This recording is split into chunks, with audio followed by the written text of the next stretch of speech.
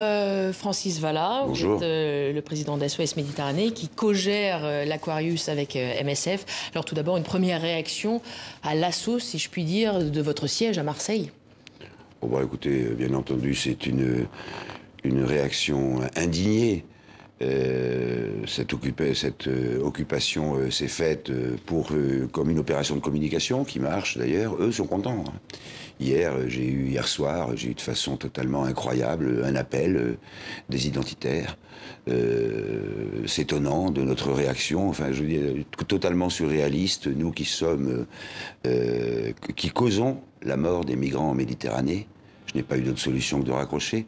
Donc on est là totalement à la fois dans l'irrationnel, on joue sur l'irrationnel, sur la peur, sur l'anxiété, non expliquée bien entendu, et en même temps rationnel, puisque c'est une opération de communication, donc j'ai pas envie d'en parler plus. Dieu merci, il y a eu que quelques contusions ils ont été molestés, Nous reprenons notre route.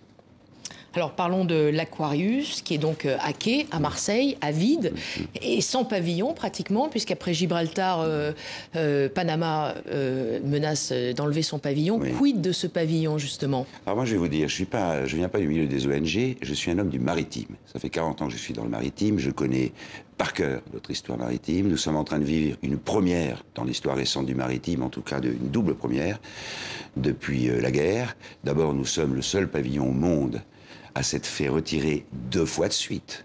Le pavillon par Gibraltar et donc par Panama, alors que nous respectons tout ce qui est dit ailleurs, c'est du fake, hein. D'ailleurs, nous sommes victimes de calomnie parce que si on dit la vérité, nous sommes inattaquables.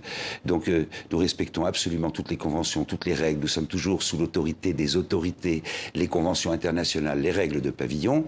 Et nous sommes le premier bateau dans l'histoire du maritime tel que je connais qui se fait retirer son pavillon alors qu'il respecte toutes les règles, premièrement.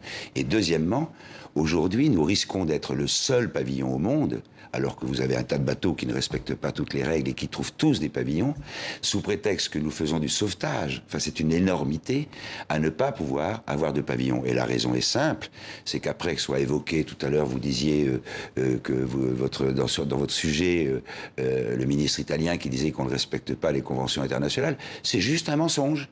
C'est totalement faux, on les respecte scrupuleusement. D'ailleurs, sinon, ça ferait longtemps que le bateau serait arrêté ou s'en serait en tôle. Mais ça marche.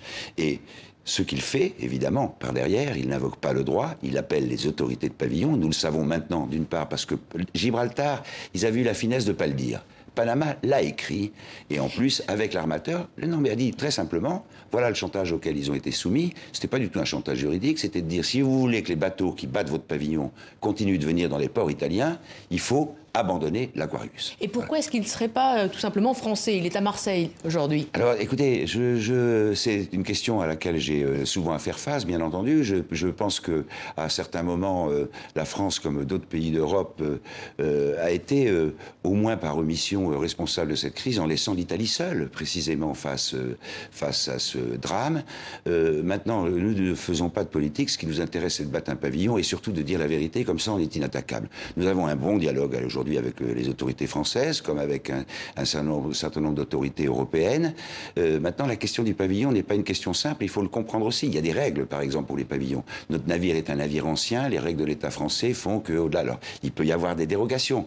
Ensuite, vous avez des questions qui sont à traiter par notre armateur propriétaire, qui sont celles du coût économique. Nous avons un bateau qui marche très bien, qui est totalement sûr, mais sous le pavillon français, qui est un des plus chers du monde, il faudrait qu'il accepte des surcoûts, ou bien que nous lui payions les surcoûts, etc. C'est pas simple à régler comme question. Donc, notre vraie demande, madame, elle n'est pas forcément qu'on ait un pavillon européen, même si on aimerait beaucoup, moi en tant que Français, je serais fier, mais c'est que les États européens nous aident à en trouver un qui soit un pavillon acceptable pour tout le monde. Et ça va être l'objet de votre mobilisation aussi tout à l'heure, à Paris, place de la République, à 14h30, et aussi en Europe. À Paris, je tiens à le dire, vous avez dit pour l'accueil. Alors, nous ne nous intéressons pas du tout pour l'accueil, nous nous battons, nous, pour le sauvetage, en mer, oui. qui est, au milieu de toute cette problématique migratoire extrêmement complexe, la seule chose simple, si on les laisse couler, les laisser couler ne peut pas être la solution, on coule notre âme. Donc, nous allons avoir une trentaine de villes en France, effectivement, organisées par SOS Méditerranée, plus Bruxelles, Berlin, Madrid, etc., où vous avez des manifestations, et puis dans 46 autres villes françaises, d'autres associations